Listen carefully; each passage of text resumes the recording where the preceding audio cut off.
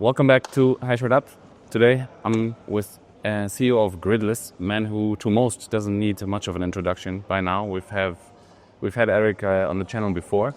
HashrateUp, hardware sales, advisory, hosting, and site brokerage. Find new and used ASIC deals through the website and the Telegram channel below. Make smarter decisions with HashrateUp. Today, Erik, I just released a video on what stranded energy is. And sometimes I feel like I'm way down in the forest and it's very hard for me to step out. Explain it in layman's terms. I know that's a job that you often have to do as well with investors and people in your circles that might not be super familiar with what it is that Gridless does. So how would you explain it? If you had to explain stranded energy to me, what would be your approach? First of all, Jesse, let me say it's good to be back with you on the show, but also it's good to be with you in Zambia. Yeah. Just after that, the Africa Bitcoin Mining Summit 2025. Third iteration. I know. So it's fun to be, I think all of us have gotten to know each other better, which is great. For sure. So stranded energy, the way we think about stranded energy is just, it's wasted energy. That's the easiest way that we can frame it. So in our world, where we're doing off-grid renewable energy, these are sites that have their capacity usage by the community. So the businesses and the people who live in that area might range between 20 and 35%. And so anything that's not being used by them is quite literally wasted. And that is stranded. That's stranded power. And so what we do is we go in and we say, hey, we'll take that rest of that stranded power and we can turn on or off the miners to be the load balancer for you on that stranded power. So as a maize mill turns on or 5 people turn on their power at home, we can turn off a miner in under a second. Yeah. And that's us using that stranded power and both helping monetize that site, but also helping stabilize the grid. There's other stranded energy too. That's our world of stranded energy in our part of Africa. The other part of stranded energy is you see, like terawatts of wasted wind power in, north of Scotland or in the U.S. We've got hydro being wasted all over the world, right? In everywhere from the Congo to Ethiopia and Africa. So there's stranded power everywhere, and it comes from a very simple problem, right? Whether you're in that village in Malawi or Zambia, or you're in the UK, there's just a certain amount of time that people use power, and everything that's not being used is just wasted. And there's in most power sources you can't just turn off, and so it's squandered energy. Yep. And the great thing about the compute side of what we do is that it doesn't need to be wasted anymore. So those sites that you operate on, they're mostly off-grid, right? They're all off-grid. How do these people or these operators solve the problem of balancing the load before Gridless arrives? What do they do? What are their go-to solutions? So it's quite literally dumped. So what they do is, in some places you'll see them taking heating elements and just dumping the power into that heating element because that takes a lot of energy and dissipating it that way. It's just people do what they can. Sometimes they have governors on the turbines or something else that'll try and reduce the amount of water that they're using. Maybe they'll change the intake. Just so that there's less water coming in, things like that. So just bypassing the energy, and all of that is potential electricity, right? That could be. Yeah. I mean, in the heating element side, I think that's what I found also the most is that it's just transfer from the highest grade of energy that we have to the lowest, just to keep the turbine from running away, basically. That's right. I think the way I think about it is there's pockets of wasted energy everywhere in the world. How do we optimize our energy sites and how we utilize that energy as an anchor tenant is really what's missing, and so Bitcoin mining, no matter if it's in the U.S., in Texas, or if it's in Kenya, it's that anchor tenant that's been missing. And once you have that anchor tenant, it just completely changes the economics for the energy owner, and the grid stability. It changes all that. And when you change that, what you can do is you can start doing other interesting things on your grid because you're now fully monetizing it. So what we see here in Africa is that people start who've got these energy generation sites. They're finally able to pay their line workers. They're able to fix transformers. They're finally able to buy power meters and install them in more homes. And all of a sudden you get more electrification. You get cheaper prices. It just kind of improves everything for everybody. And there's nobody who loses in this. It's everybody wins when you bring, a base load, anchor tenant like Bitcoin mining to a site. What do you think? Because, maybe you don't share the sentiment, right? But I am frequently struggling explaining to energy professionals the concept of utilizing stranded power, because really it means it's almost too good to be true for them, right? Because this problem has been around forever, right? And along comes Bitcoin mining with the super new load profile, new characteristics of how power is being used. And I struggle to engage with energy professionals and make them understand that there's no additional cost. There's nothing they have to do, right? They have to pay. We can use the exact same system and just increase the load artificially on the grid to keep power from being quote unquote wasted, right? Yeah.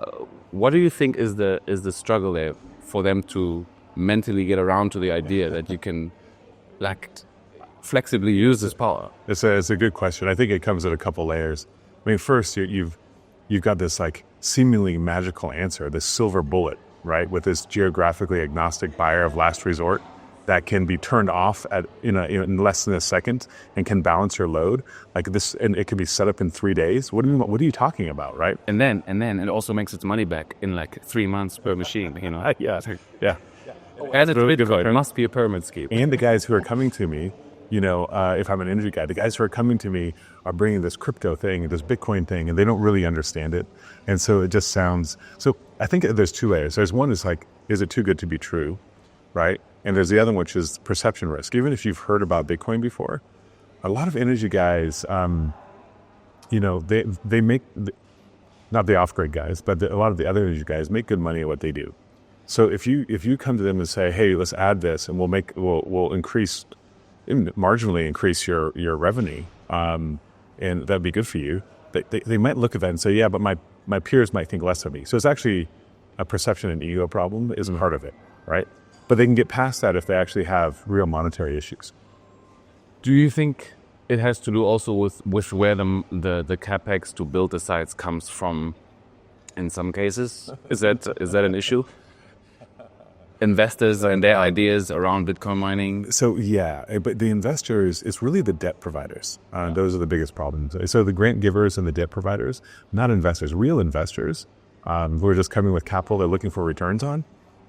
This is a great answer. And so we haven't talked to a single investor as an issue with this. But you start talking to, the European Development Bank or, anything the World Bank or the IMF touches, or actually anything that touches Europe. And, some of the Rockefeller Foundation type people or things like that. And they all have this issue about, Bitcoin. They don't want to be, they have a perception issue too. They think that they're going to be painted in a bad light because of, 15 years of FUD, fear, uncertainty, and doubt being painted in the media about Bitcoin. Yeah. And the mining specifically using a lot of energy.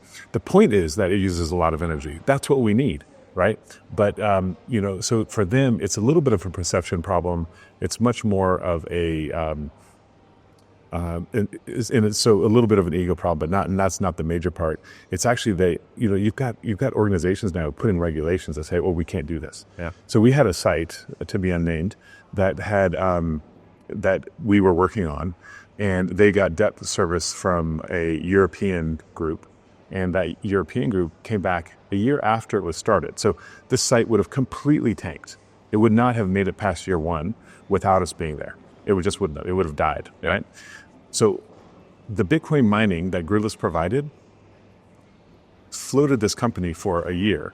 And then these Europeans came along and they said, you can't be paid in Bitcoin anymore. After they had the hour-plus conversation with me about it, after I told them how it works, explained it perfectly clearly, they just came back and said, no, you can't take this anymore. So it was really interesting. So you would rather see a site die than have the income for that power generation company be Bitcoin. It's now you're talking about ideology, right? And so a lot of the problem that's coming from Europe and these big multinationals, I guess multilateral organizations like the World Bank and IMF, is really about ideology. And their ideology has somehow decided that Bitcoin is some religious pariah to them. This episode is sponsored by HashBranch, the easiest way to mine Bitcoin in the US. Sourcing hardware and rack space usually is a mess. Bad deal structures, misaligned incentives, and no visibility after deployment. I have placed tens of thousands of ASICs in partnership with HashBranch. What I like most is that they cut through the noise. Fair pricing, aligned terms, and access to hosting that actually works. Use code HashrateUp100, visit hashbranch.com today to get $100 off of each miner that you order. It's comfort, I think, and it's also where these debt providers get their money from, right? And then we're talking about incentives, something that we've talked a lot about at the ABMS now, just 2 days ago. Yeah. Where does the money come from? What interest does it have? Is there an incentive to make more money, right? We've said working with IPPs and private owners, private operators is so much easier because there's no politics involved, right? Yeah. Well, so here's the silver lining on all this.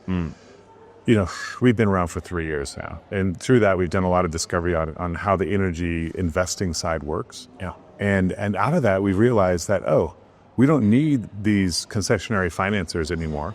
We don't need these debt providers anymore. We actually don't need them. We can go straight investor. Yeah. We can build new energy sites. Yeah. So run-of-river hydro in rural Zambia.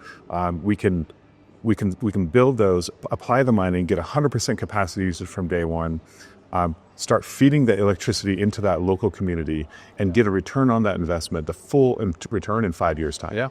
It's just like, okay, so guess what? The Rockefellers, the African development banks, the European development banks, all of these guys are not needed anymore. But this is important, right? Why would you, if you're Bitcoin mining, right, you want power seemingly to go to your miners all the time, right? Explain to the audience why you as Bitcoin miners would consider selling power to the local grid. Why? I mean, the economics are completely aligned. The incentives are completely aligned, and I'll tell you why. I'm using, last generation's Bitcoin miners on these old sites, right? And so I'm getting paid, let's call it 10 cents per kilowatt hour that I'm using Bitcoin miners. If somebody were to come to me and say, hey, can I pay you 11 cents per kilowatt hour? I would happily sell it to them because I'll make more money. Yeah. And I can just buy Bitcoin with that 11 cents too. Yeah. So it's a wash for me on the Bitcoin. It's fine. Where this becomes really interesting, you say, well, what's the price of power in that country? Well, in Kenya, our price of power is like 22 cents plus VAT, right? So those people in the village, if they're getting it for 11, 12, even 15 cents, they're getting it significantly cheaper than everybody else on the national grid still, right? And what actually happens is that if you look at these off-grid energy sites that have been built across Africa, they're expensive. And so, and the capacity isn't being used by the community. So what do they end up doing? They end up charging 30 cents, 70 cents, over $1 per kilowatt hour. And so you're taking you're charging people more in these rural areas who have less disposable income, right? Yeah. And all of a sudden you're saying, okay, this is backwards, right? Yeah. So what Bitcoin mining actually does when it's applied to an energy site is, number one, give a much better return on investment. But number two, it sets a price floor for the price of energy in the community so that they get the price cheaper than they would have any other way. Yeah. Plus, additionally, right, turbines like to run all the time. They don't like to run 50% of the time. They don't like to be ramped down to make sure there's equilibrium, right? So what you're doing is you're effectively producing cheaper power if you manage to run the turbines at full throttle. Right. And so the way I like to think about it is that Bitcoin mining acts as a shock absorber on intermittent power in and variable power out. So renewable energy, whether it's hydro, wind, solar, whatever it is, is intermittent, right? Like you have cycles that go up and down. And so you need to be able to adjust, for that while still letting the turbine run as fast as it can, right? And at the same time, you have to worry about the demand side where people are turning power on and off in the village. So the Bitcoin mining becomes this beautiful shock absorber that can just absorb all of that stuff in real time, and it just stabilizes the grid, makes it better for everybody. So you've said Gridless has been around for 3 years now, which in Bitcoin is centuries, seemingly. It feels obviously like a year goes by and it's just so much has happened, right? In the energy industry, 3 years is not a long time. No. It's like molasses in January. Yeah. So where's Gridless going next? Where are you today? You're in Kenya. Remind me, what are all the countries that you guys operate? Yeah, so Gridless has 6 sites in Kenya, Malawi, and Zambia. We're opening up new sites. We're looking in Rwanda right now, Central and West Africa. So new sites will be opening up in those 3 areas. And that'll be over the next 6 months. So those are pretty quick. But that's the normal. We're finding stranded power. Let's go bring some Bitcoin mining containers and set them up. This the normal story of Gridless. But the new thing that's been going on this year is we started out our energy arm. So the energy arm of Gridless is called Outpost Power. So Outpost Power goes in and buys old hydro sites that might need a turbine replaced or fix the civil works because it broke 20 years ago. And so we can buy those sites and fix them within 6 to 9 months. And then put Bitcoin mining on them, start them up again, right? We're also building new sites. So these are sites in like central Kenya or northern Malawi, where we've done the feasibility studies, we've gotten the approvals from both the government and the community, and we're going to build them from scratch. So those are greenfield sites, and those will take 2 years to build, 18 months to 24 months to build. They take longer, but the whole idea is that Gridless, the way we do our business today, we already have the best unit economics in Bitcoin mining. Like we can make our Bitcoin cheaper than everybody else because we do revenue sharing with our partners. As we own the energy, our unit economics get even better. So on a site that I've just built or I've just bought, I'll be paying the equivalent of 2 cents, in cost until it's paid off. And after that 5 years, my marginal cost of energy is now under half a cent. Yeah. Right? So unless you're getting government subsidized free energy to do Bitcoin mining, we will always have the lowest economics in the world. So, I mean, the concept around revenue share and all of that, I explain in these focused episodes because people are like, what revenue share? Why is it all so cheap? Explain to people maybe the reason why you do revenue share. Why don't you do a fixed price of energy and you give the operator 3 cents and you negotiate? Why do you prefer to do revenue share? So, Bitcoin mining goes through cycles too, where the Bitcoin miners will be paid a very, very small amount of money at a certain amount of time. And it might be 3 months, it might be 6 months, but some of those times that what you're being paid goes way under what you're paying for power. And so you're literally either having to turn off your Bitcoin miners or you have to pay the energy guy excess. So you're basically paying to run your machines. Yeah. Right. And so,